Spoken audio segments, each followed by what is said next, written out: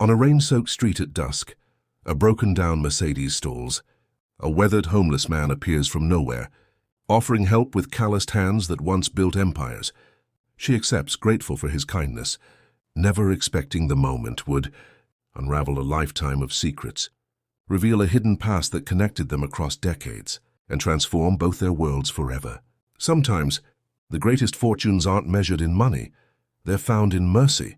The Mercedes-Benz S-Class died on a Tuesday evening in October, somewhere between the financial district and the empty penthouse apartment that Caroline Mitchell hadn't visited in 3 weeks. She'd been sitting in bumper-to-bumper traffic on Industrial Boulevard when the dashboard lights began their ominous flicker. First the fuel gauge stuttered, then the battery indicator glowed amber. Then, with a grinding sound that seemed to echo through her entire chest, the engine simply surrendered. Caroline sat perfectly still, her manicured hands gripping the steering wheel at 10 and 2. 63 years old, $7 billion to her name. Owner of Mitchell Industries, the most profitable logistics empire on the West Coast. A woman who could make or break companies with a single phone call. And yet here she was, trapped in a 2-ton piece of machinery that refused to cooperate. She laughed, a sound hollow enough to surprise herself. When was the last time she'd felt anything? When was the last time the weight of her own life hadn't felt like drowning? The traffic crept forward without her. Cars swerved around the Mercedes with the practiced indifference of people who'd learned not to get involved. Caroline watched the commuters pass, each face a blur of exhaustion. None of them looked at her. No one ever really looked at her anymore. They looked through her, past her, toward whatever lay beyond. She reached for her phone, a reflex as automatic as breathing. One call to her assistant, one text to her executive team. Within an hour, someone would arrive. Someone competent would fix this. Someone would make the problem disappear, as problems always did. But she didn't make the call. Instead, Caroline sat in the growing darkness, watching the city transform around her as evening fell. The streetlights clicked on in sequence, casting everything in amber-toned reality. The rain began to fall, first a whisper, then a steady patter against the windshield. She was so tired, not the simple tired that sleep cured, but the bone-deep exhaustion that came from decades of clawing toward the top, of fighting every competitor, of saying no to every relationship that couldn't be leveraged or monetized, the tiredness of success without meaning, of achievement without joy. Caroline had built an empire. She'd stepped on people who tried to stop her. She'd made strategic decisions that felt cold and necessary at the time, but now, in this moment, tasted like ash. She'd chosen the business over her sister. She'd chosen growth over friendship. She'd chosen power over anything that resembled love. And nobody knew. Nobody really knew her. The rain intensified. Water began to pool around the base of her car. Caroline watched it with something like fascination. This small thing falling from the sky, completely indifferent to the woman sitting inside the expensive metal shell, completely unconcerned with her achievements or her emptiness. That was when she noticed him. At first, he was just a shape in her peripheral vision, a figure moving through the downpour with the slouching gait of someone who'd stopped expecting the weather to change for him. He wore a jacket that had probably been blue once, now faded to the color of old denim stains. His hair was long, unkempt, falling past his shoulders in matted strands. His beard had the unmistakable density of someone who hadn't bothered to shave in months, maybe years. Caroline watched him approach with the detached curiosity of someone observing an animal at the zoo. He was obviously homeless. There were dozens of them on these streets, invisible to most, the background radiation of the city that nobody wanted to acknowledge. He tapped on her window. She didn't roll it down. She just looked at him through the rain-streaked glass. This weathered stranger with kind eyes that didn't quite match his desperate appearance. His mouth moved. She couldn't hear the words, but she could read his lips well enough. "Car okay?" Caroline considered her options. She could pretend not to understand. She could point at her phone to indicate she'd already called for help. She could do what everyone did, acknowledge the question with a tight smile and wait for him to move on. Instead, she found herself rolling down the window. The smell of rain mixed with something else, something earthy and worn. His voice, when she heard it properly, was rough but measured, the voice of someone who hadn't spoken much in a long time. "Engine won't turn over?" he asked. He said it as someone would ask, genuinely curious, with the kind of unguarded attention that Caroline realized she hadn't received from another human being in years. "It just stopped," she said. The man nodded slowly, considering this with the gravity of someone solving an ancient puzzle. He glanced at the dashboard, then back at her. "Mind if I take a look?" Every rational bone in Caroline's body screamed no. This was a stranger, a homeless stranger. He could be dangerous. He could steal her car or worse. She had liability concerns, insurance implications, safety protocols that every wealthy person in the city adhered to. But then she looked at his face, really looked at it, and saw something that arrested her attention. Not threat, not predation, just kindness, genuine, uncomplicated kindness. "Okay," she heard herself say. He introduced himself as Marcus while he worked. Just Marcus, no last name offered, none requested. Caroline watched him pop the hood with the kind of easy familiarity that suggested he'd done this 1,000 times before. Back when he had something to do and somewhere to be, his hands were remarkable. Weathered, yes. Calloused, definitely. But they moved through the engine compartment with the precision of a surgeon, checking connections, testing components, tracing the flow of electrical systems like he was reading a familiar map. "When'd it last run proper?" he asked, squinting at the battery terminals despite the rain that was now falling steadily, despite the fact that he wasn't wearing any kind of hood or covering. "A few days ago," Caroline said. She was still in the car, but she'd rolled down the window fully now, unable to retreat from whatever was happening. "I haven't been driving it much." Marcus wiped rain from his face with the back of his hand, leaving a streak of engine grease across his cheekbone. Battery might be dead. "Old one, too. Looks like it's been in here since—" He leaned in closer, squinting at the manufacturing date. 2019, that's still good usually. But these cold months, hard on batteries. "Do you drive it regular? Keep the battery charged?" Caroline felt a strange sensation in her chest, like guilt, or shame, or something adjacent to both. She had 4 other cars. She had a personal driver for most occasions.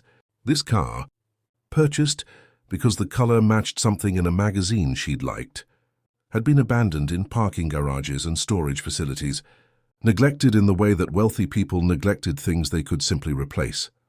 "No," she admitted. "I don't use it much." Marcus didn't seem to judge her. He just nodded, moving on to other connections, testing them methodically. "You got jumper cables?" he asked. "I think so, somewhere, probably in the trunk."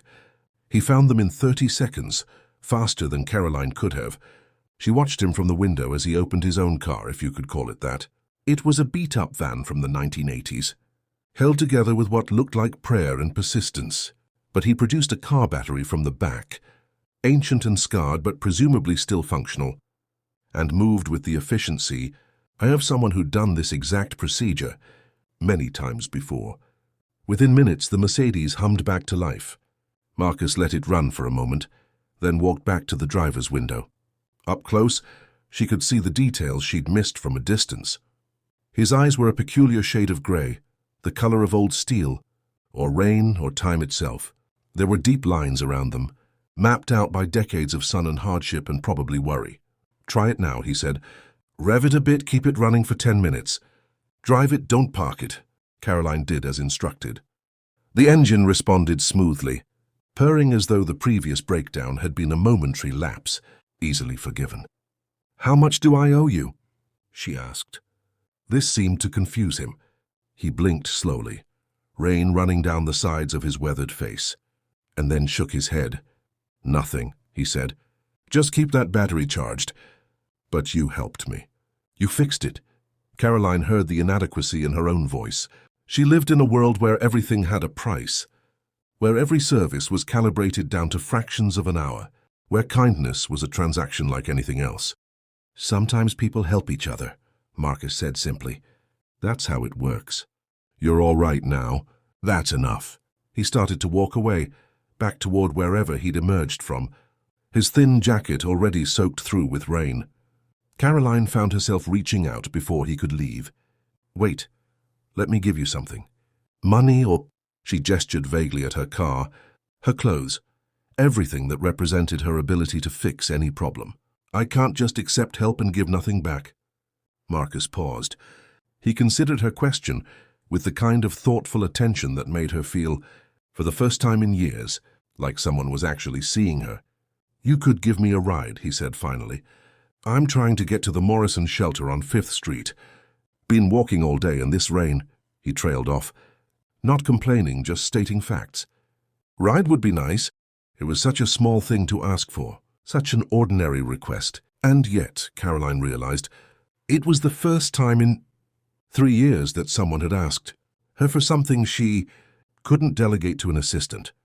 "Get in," she said. Marcus had a smell about him. Rain and worn fabric and something else. Something earthy that Caroline couldn't quite place. She tried not to be too aware of it as he settled into the passenger seat, leaving wet prints on her leather upholstery that would normally have bothered her. Nothing bothered her tonight. The drive to the Morrison shelter usually took 12 minutes, depending on traffic. They drove in silence for the first part of it, the rain drumming against the roof of the Mercedes with increasing urgency. The city moved past them in blurs of light and shadow, storefronts closing, people hurrying home, the orderly chaos of evening in a metropolis that never quite stopped. "You don't have to do this," Marcus said after a while. "If you want to drop me at the next corner, I can walk from there." Caroline glanced at him. "Why would I do that?" He gestured at himself, the wet, the worn clothes, the general dishevelment of his appearance. "Most people wouldn't want someone like me in their car." "I get it. I'm not most people," Caroline said.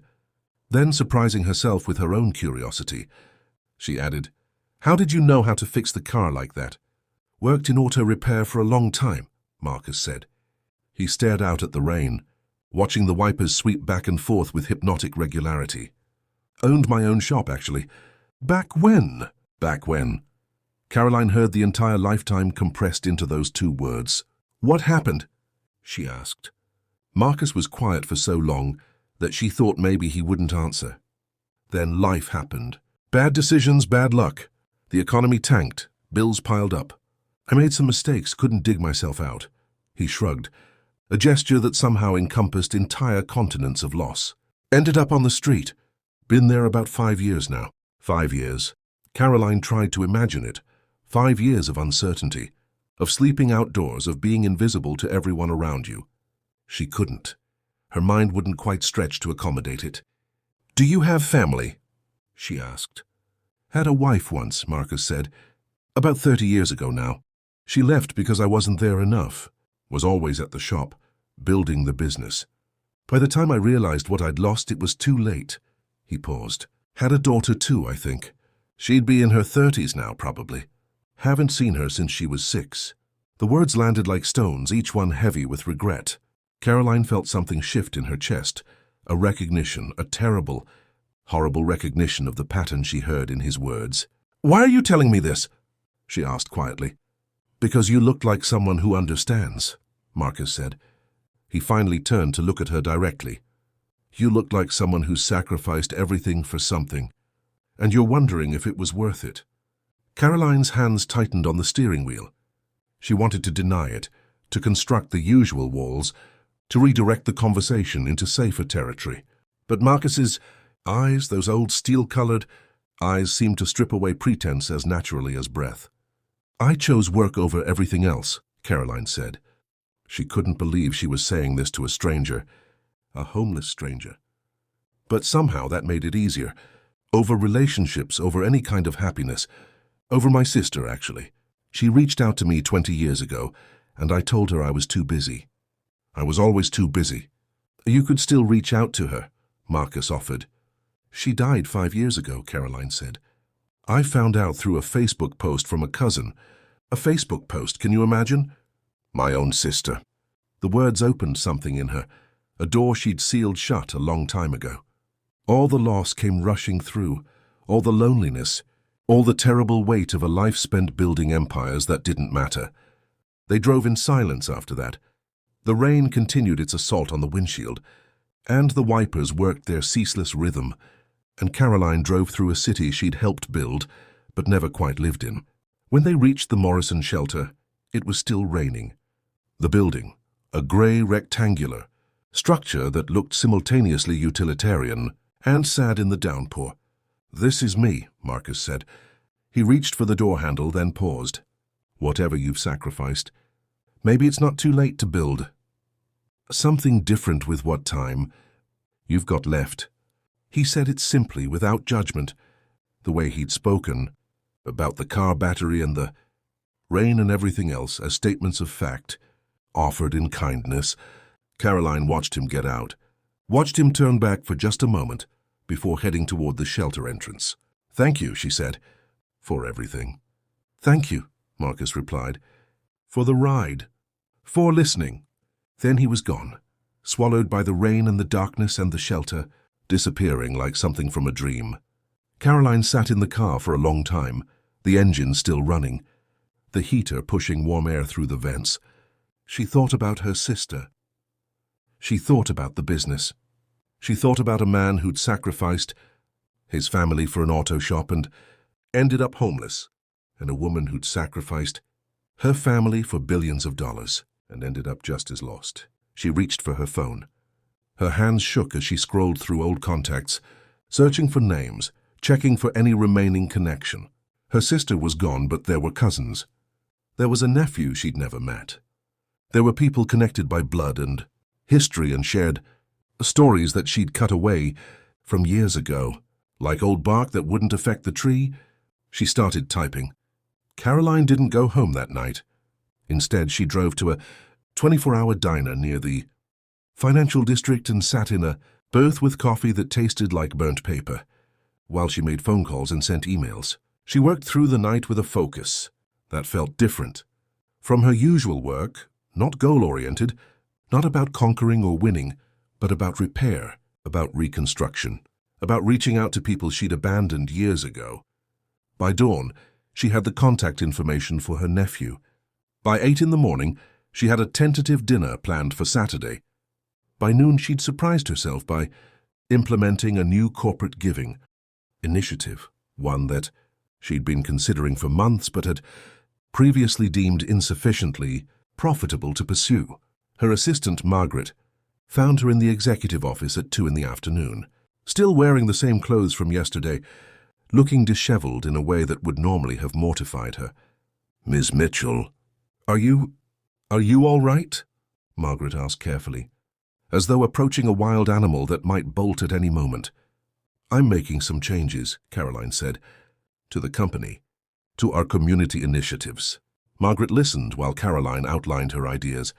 A dedicated fund for homeless support, a partnership with local shelters, a commitment to affordable housing development.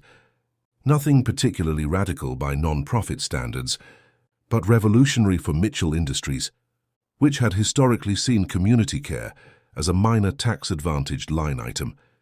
Nothing more. "These are substantial commitments," Margaret said diplomatically, which was her way of saying, "Are you having some kind of health crisis? Do I need to call someone?" "I know," Caroline said. "Make it happen." Over the next week, Caroline did things she hadn't done in years.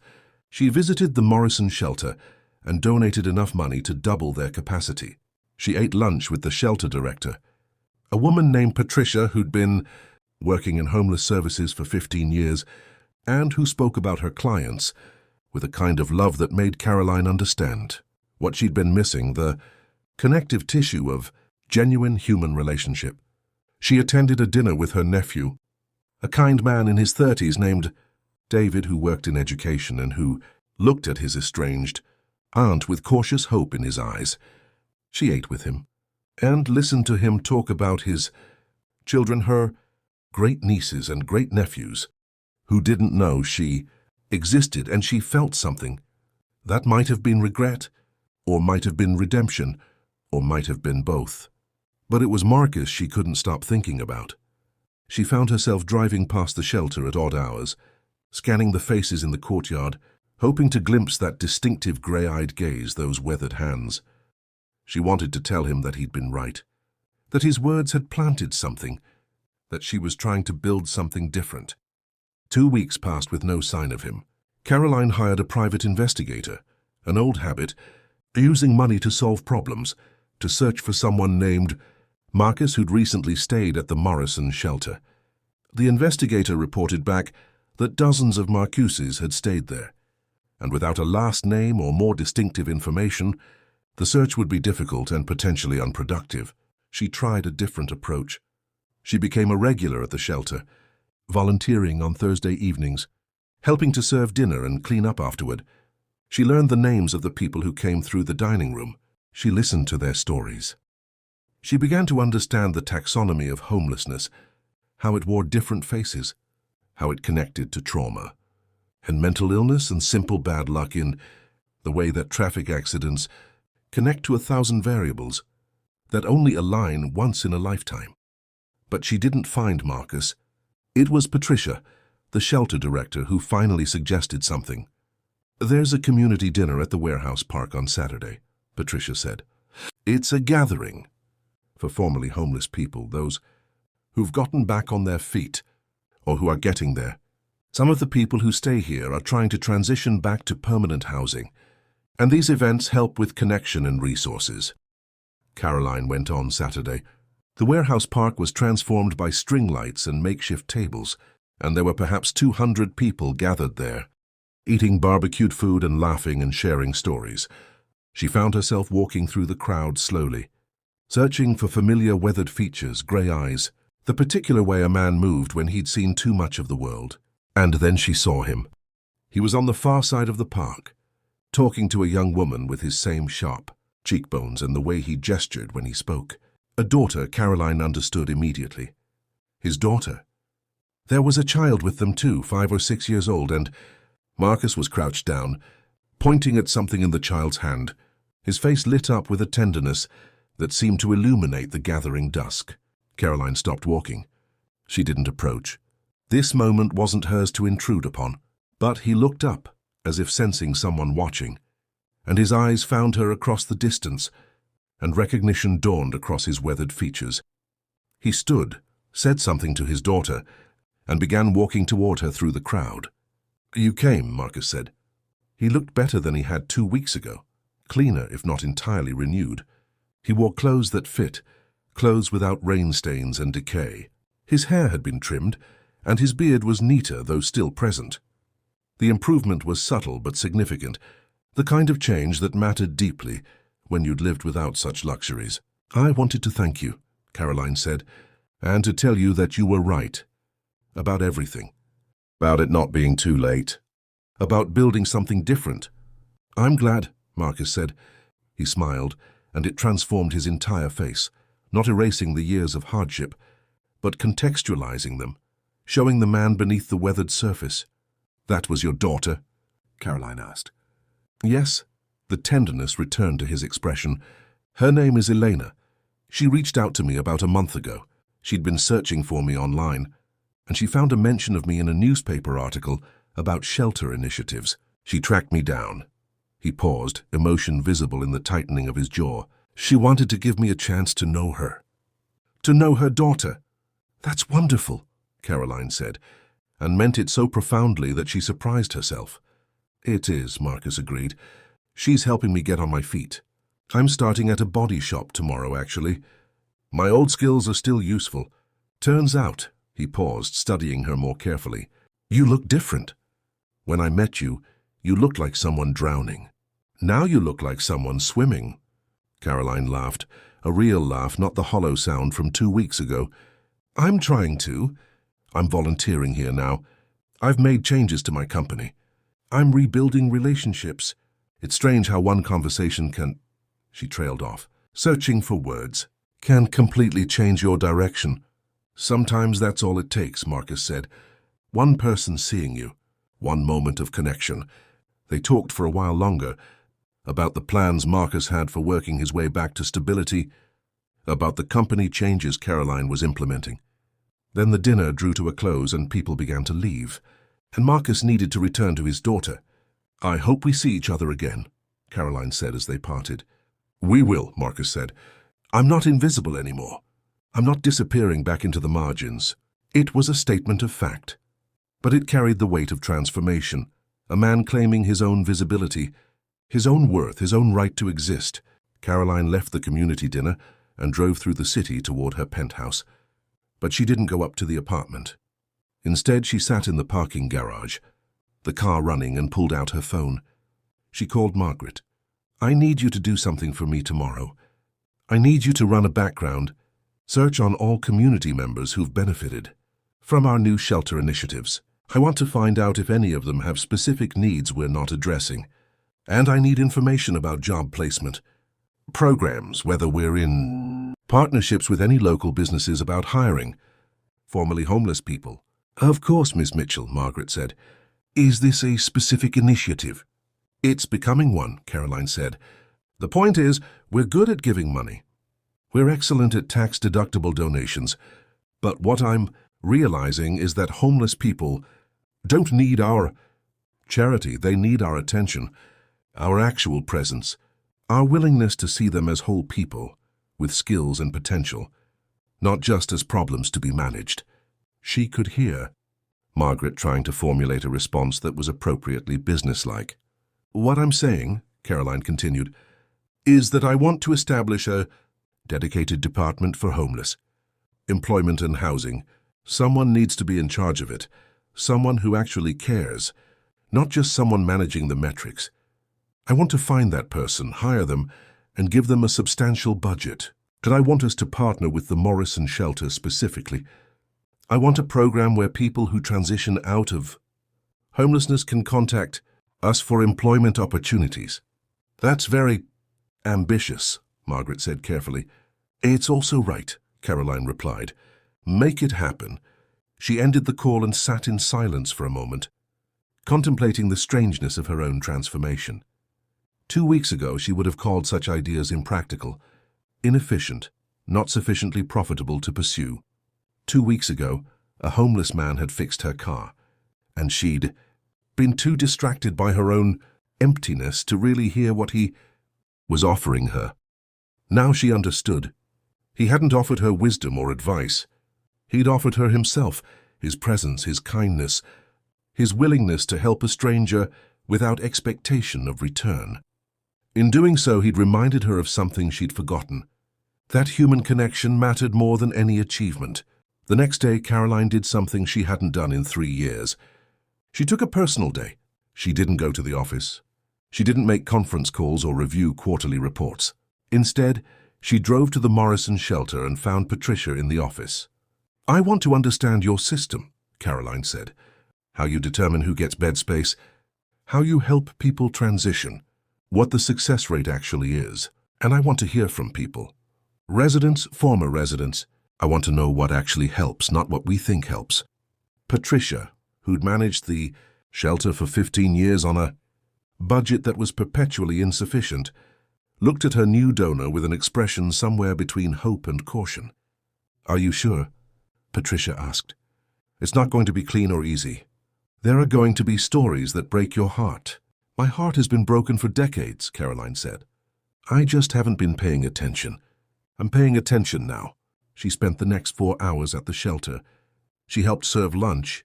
She listened to stories from people waiting for a bed, for a shower, for a moment of dignity. She heard about addiction recovery and mental health challenges and the specific cruelty of a system that left people outside in the rain. She met an elderly woman named Doris who'd been homeless for 7 years after a medical crisis destroyed her ability to work. She met a young man named James who'd been transitioning back to employment and who was looking for stable housing. She met a teenager named Maya who'd run away from an abusive home and who was terrified of being returned to it. Each story was a thread, and Caroline found herself seeing the pattern, not in the individual tragedies, but in the systemic failures that enabled them. When she left that evening, she was thinking about 3 things: Marcus, and how close he'd come to being one of these people permanently; her sister, and how a single medical crisis or family tragedy could happen to anyone; and herself, and how easily wealth had disconnected her from the reality that everyone else was living. She drove home to the penthouse and made more phone calls. She called the occupational training center and asked about their employment programs. She called a colleague in commercial, real estate, and started a conversation about affordable housing development. She called David, her nephew, and asked about his work in education and whether there were programs for at-risk youth that could benefit from additional funding. Slowly, almost without her noticing it, the shape of her life began to change. It was Marcus who pointed out what was happening. They ran into each other 3 weeks later at the Morrison shelter. Marcus came in with Elena and his granddaughter, visiting Patricia to talk about a job training program that Marcus had enrolled in. Caroline was there preparing a presentation about the new employment initiative she'd launched in partnership with the shelter. When he saw her, Marcus's face broke into a genuine smile, the kind that didn't fade or calculate, just existed simply because he was pleased to see her. "You're still here," he said. "I'm volunteering," Caroline said. 3 days a week. Are you working now?" "I am," Marcus said with pride. "Started at the body shop 2 weeks ago. Elena helped me with the paperwork, the references, all of it. I'm working up to manager again eventually, but I'm just glad to be working." Elena approached then, a woman in her early 30s with kind eyes and her father's distinctive cheekbones. She offered her hand to Caroline with warmth that was somehow familiar, and Caroline realized that Patricia must have told her about the wealthy donor who'd transformed shelter funding and was now a regular presence. "Thank you," Elena said, "for everything you've done. My father speaks about you sometimes, about the night you gave him a ride." "He changed my life that night," Caroline said. "I think I was always going to change eventually, but he was the catalyst. He reminded me why it mattered." They talked for a while, and then Elena excused herself to get her daughter from the children's area, leaving Caroline and Marcus alone in the hallway. "I've been thinking about that night a lot," Marcus said, "about how small moments can branch out into everything that comes after. If your car hadn't broken down, if I hadn't been walking that street, if you'd called a tow truck instead of letting me help, none of this would be happening." "It makes you wonder," Caroline said, "about all the moments we miss because we're not paying attention." "It does," Marcus agreed. He paused and then added, "Patricia told me what you're doing. The employment program, the housing initiative. That's not just charity, you know. That's actual change." "It's the least I can do," Caroline said. "I spent decades building an empire, and the whole time I was missing the actual world. People like you, like the residents here, stories and struggles and the actual texture of human life. I'm trying to build something different now." "You're doing more than trying," Marcus said gently.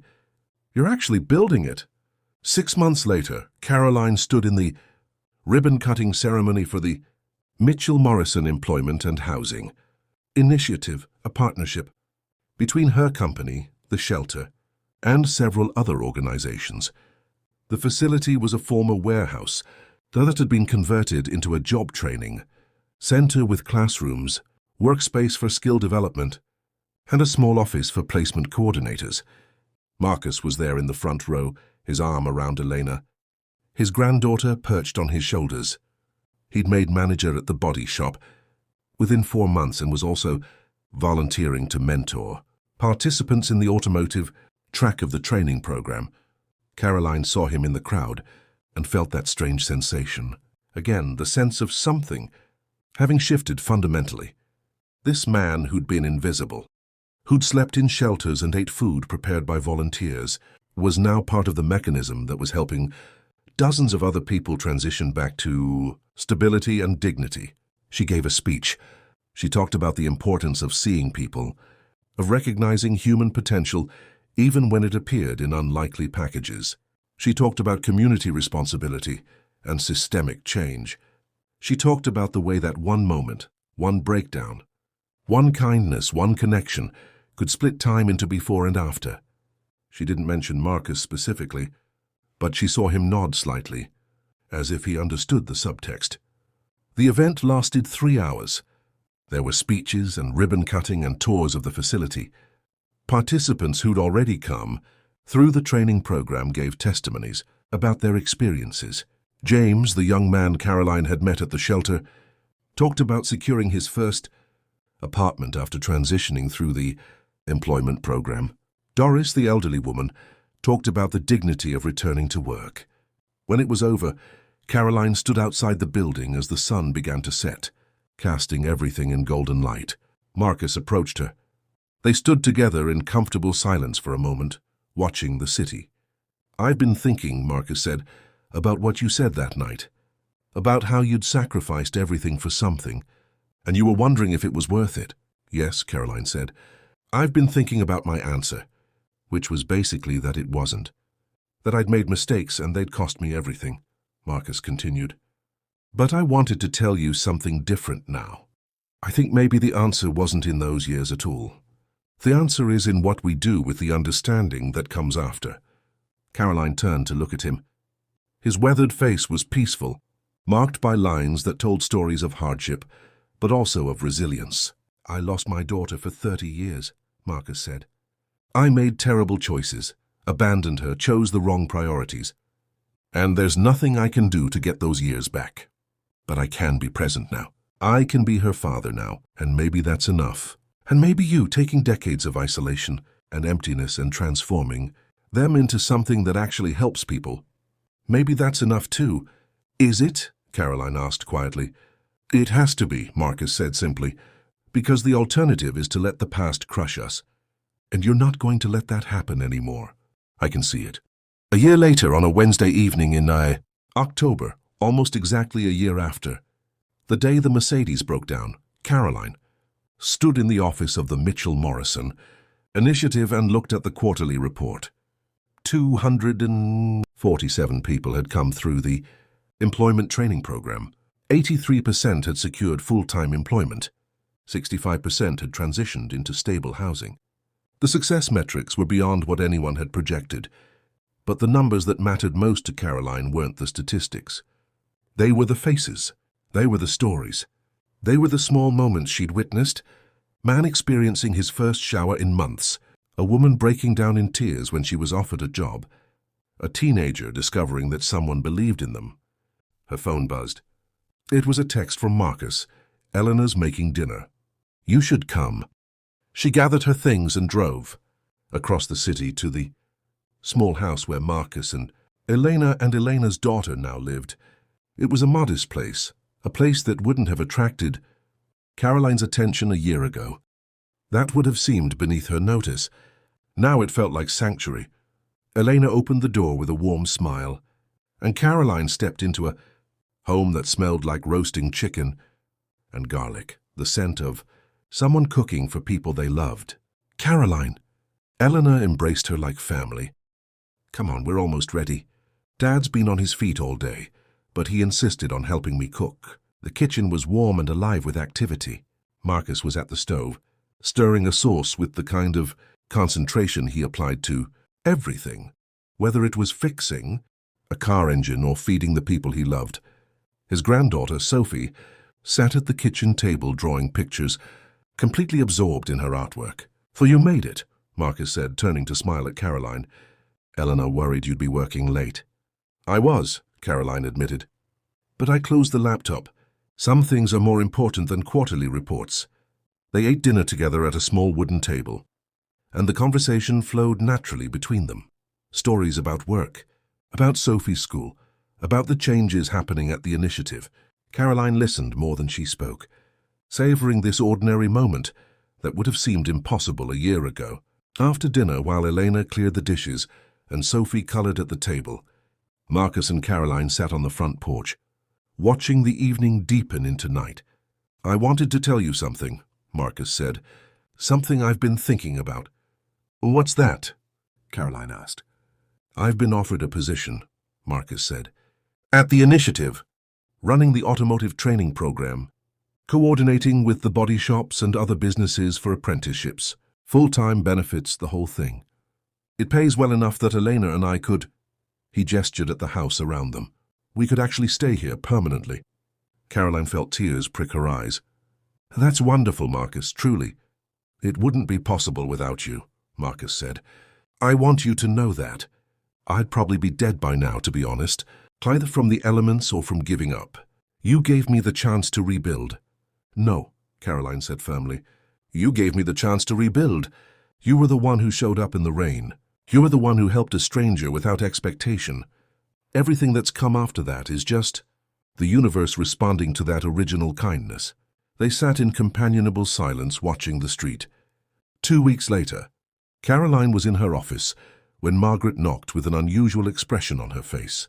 "We have a situation," Margaret said carefully. "Or possibly an opportunity. I'm not entirely sure which." "Tell me," Caroline said. "You know we've been trying to expand the initiative into other cities." Margaret began. "We contacted the homeless services organizations in Seattle, Portland, and San Francisco to see if they'd be interested in replicating our model." "Yes," Caroline said. "They'd been planning this expansion for months. Well, we received a response from the director of homeless services in San Francisco. She's very interested in the program, but she has one specific request." Margaret paused.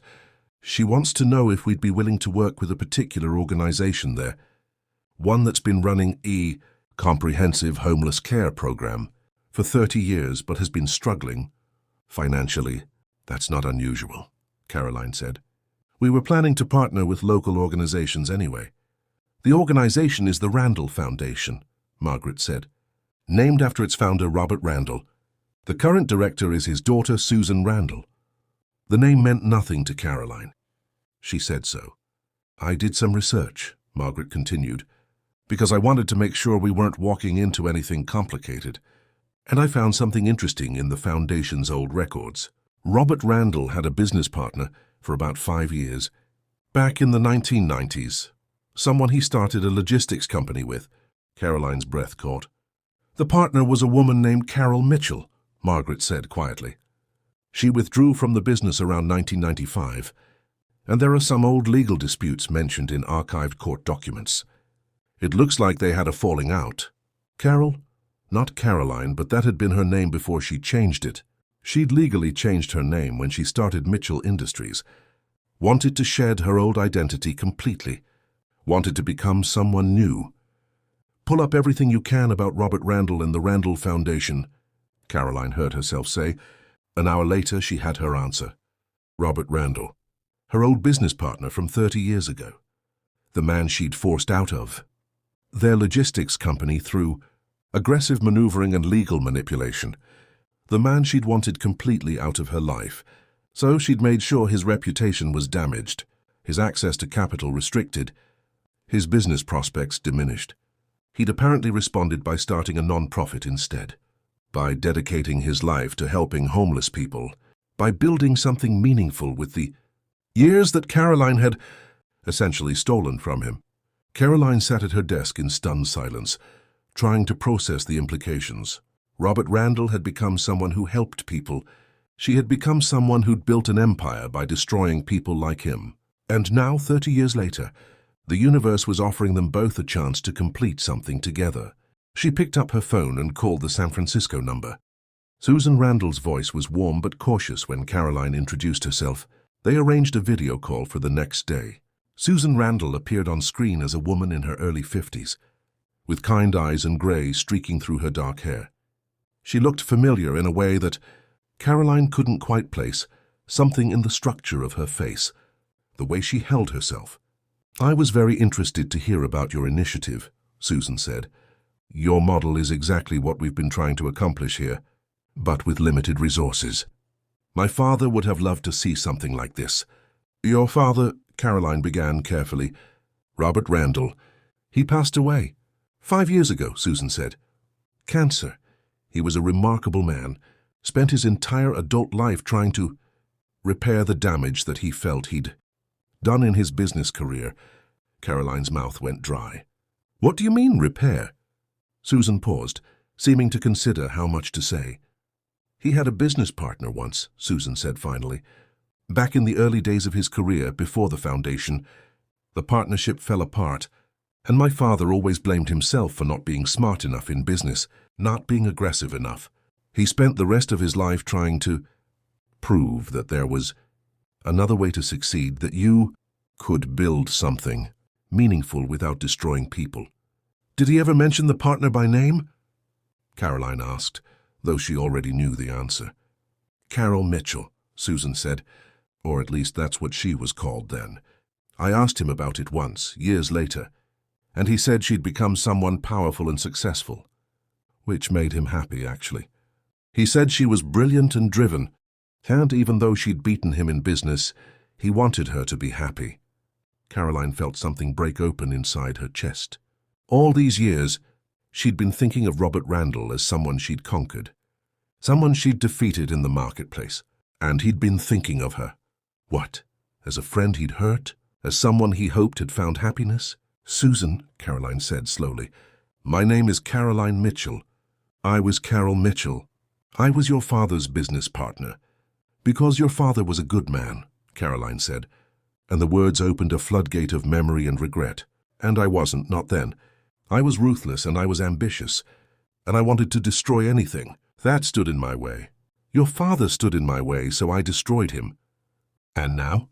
Susan asked. There was a long silence on the screen. Susan began, then stopped.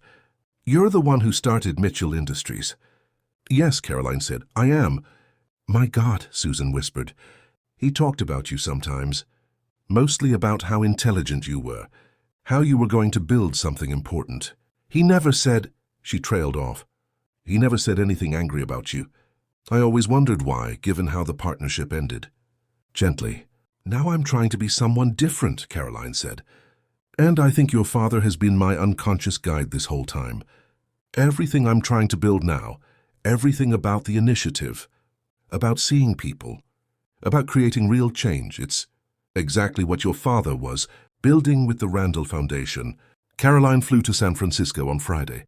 Susan Randall picked her up from the airport, and they drove to the headquarters of the Randall Foundation, a modest building in the Mission District that somehow felt more important than the gleaming corporate towers Caroline had built.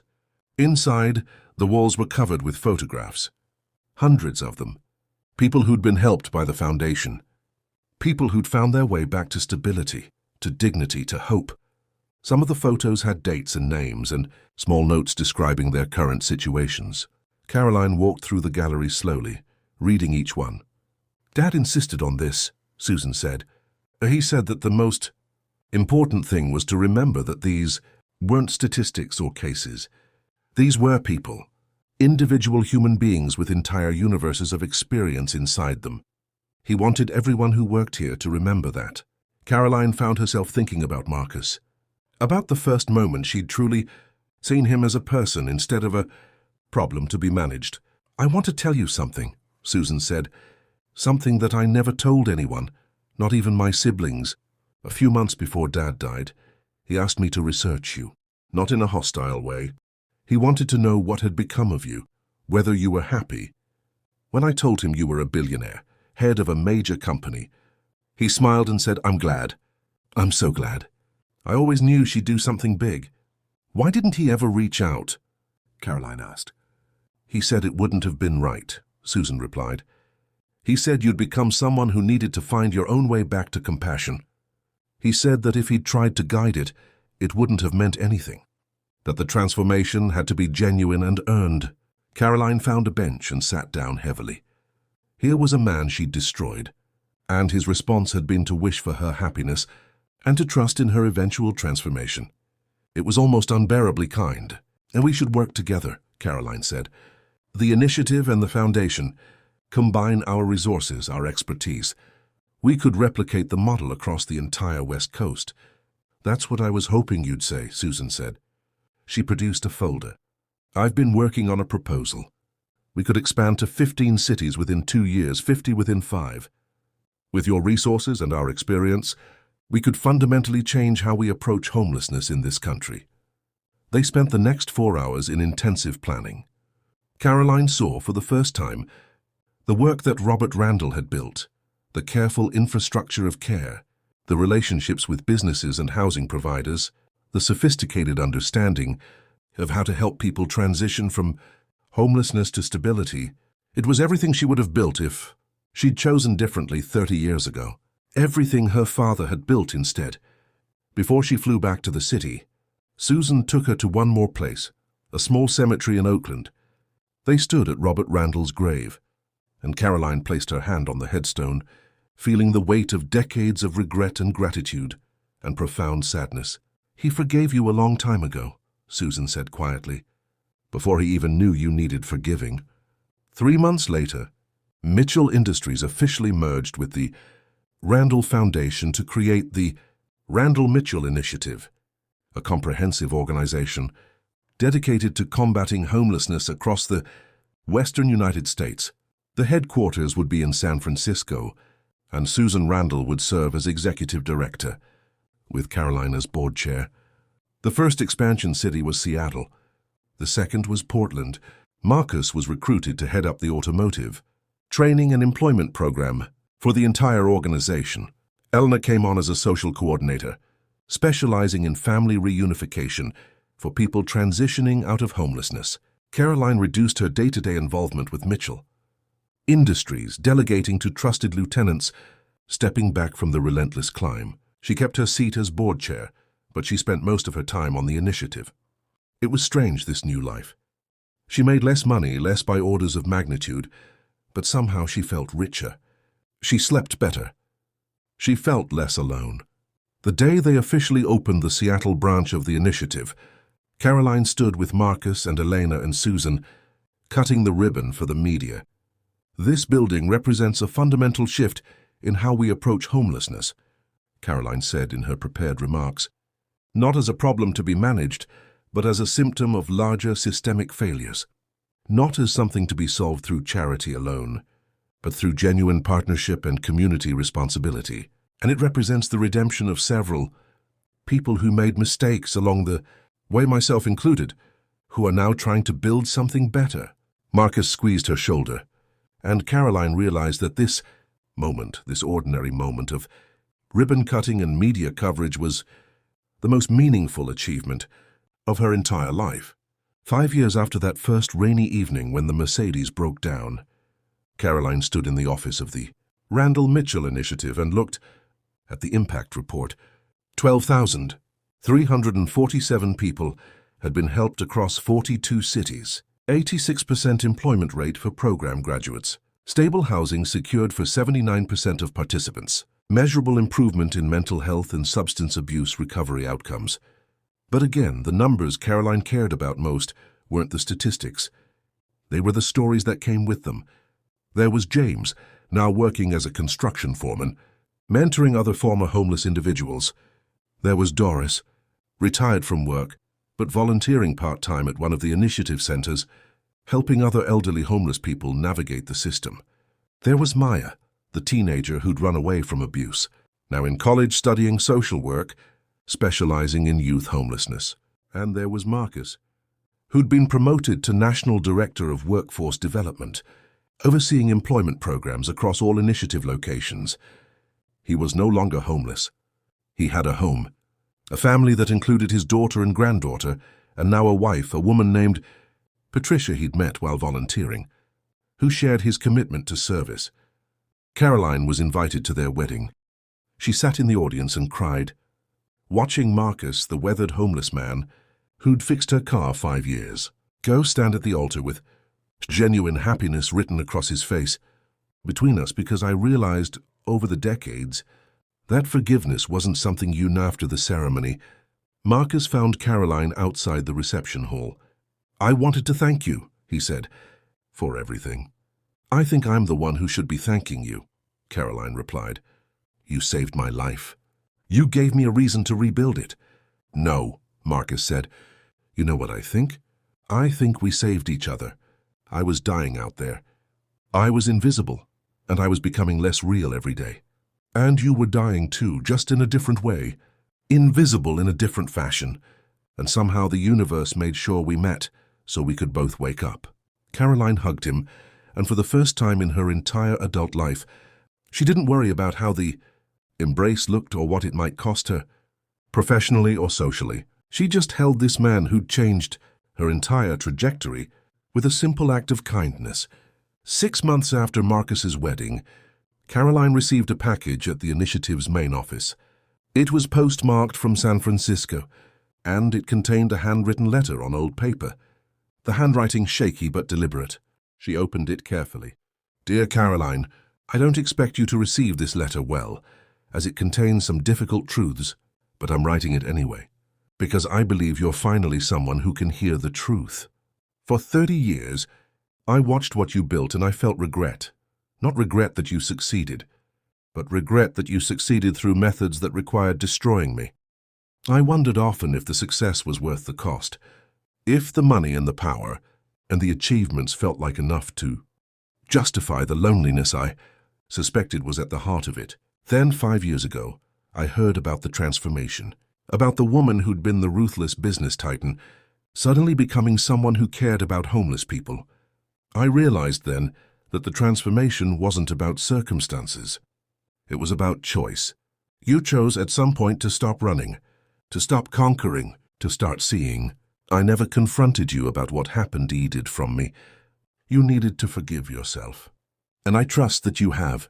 I'm not writing this to absolve you. I'm writing this because I want you to know that my last and most important business partnership, the one with you, turned out to be the most valuable one of my life. Because through fighting with you, through losing to you, through eventually finding my own way without you, I became a better man. I built something that mattered. I helped people. I lived with integrity. And now, through the Randall Mitchell initiative, we're finally building something together. The partnership we should have had 30 years ago. Better late than never. Be at peace, Caroline. You've already paid your debts. Now you get to live. Robert Randall. The letter was dated 3 days before Robert Randall's death. Susan must have held it for years, waiting for the right moment to send it. Caroline sat in her office and cried, not tears of regret, but tears of profound gratitude. Gratitude that the universe had been patient with her. Gratitude that she'd eventually woken up. Gratitude that she'd been given a second chance at a different kind of life. On a Tuesday evening in October, exactly 6 years after the night the Mercedes broke down, Caroline stood in the brand-new downtown Seattle shelter that bore her name. The Caroline Mitchell Center for Transitional Housing and Employment Services. She was there for the dedication ceremony, standing beside Susan Randall and Marcus and Elena, watching as 200 formerly homeless individuals, people who'd been helped by the initiative, cut ribbons, sang songs, and celebrated the expansion of services. An old woman approached her during the reception. It was Doris, the elderly woman she'd met years ago at the Morrison shelter. I wanted to thank you, Doris said. I've been volunteering here for 2 years, helping other people like me get back on their feet. I have a small apartment, a pension, and most importantly, I have purpose. I have a reason to wake up in the morning. You earned that, Caroline said, through your own resilience. Maybe, Doris said, but someone had to believe in me first. Someone had to see me as more than just a homeless woman. That was you. After Doris walked away, Caroline stood looking out at the facility, at the people moving through, it with hope in their eyes, at the volunteer staff, at the infrastructure of care that she'd helped build. Marcus found her there. Remarkable, isn't it? He said, all of this, from one broken-down car. All of this, Caroline agreed, from one moment of kindness, from you choosing to help a stranger, even though you had nothing to give. We all had something to give, Marcus said. You just didn't know it yet. They stood together in comfortable silence, watching the city lights begin to flicker on across the evening sky. Caroline thought about the woman she'd been 6 years ago, ruthless, ambitious, profoundly lonely. She thought about the moment when everything changed, when a homeless man fixed her car and asked nothing in return. She thought about how that single act of compassion had unleashed a cascade of transformation, affecting thousands of lives. Do you ever think about what would have happened if your car hadn't broken down that night? Marcus asked, as if reading her thoughts. Every day, Caroline said honestly, I think about how I would have kept climbing, how I would have kept building, how I would have died alone in that penthouse, having achieved everything except the one thing that mattered. And now? Marcus asked. Caroline looked at him, at this man whose kindness had saved her life, and smiled. Now, she said, I'm finally building something that will outlast me. Something that isn't measured in dollars or market share. Something that actually matters. They walked back into the shelter together, back toward the celebration, back toward the work of building. A world where everyone had a place to sleep and someone who believed in their potential. And as Caroline moved through the crowded room, greeting people and listening to their stories, she understood something fundamental. The greatest wealth wasn't what you accumulated, it was what you gave away. The greatest power wasn't what you controlled, it was who you lifted up. The greatest achievement wasn't what you built alone, it was what you built together. 6 years ago, a homeless man had fixed a billionaire's car, but what he'd really done was fix her broken heart. And in doing so, he'd changed everything.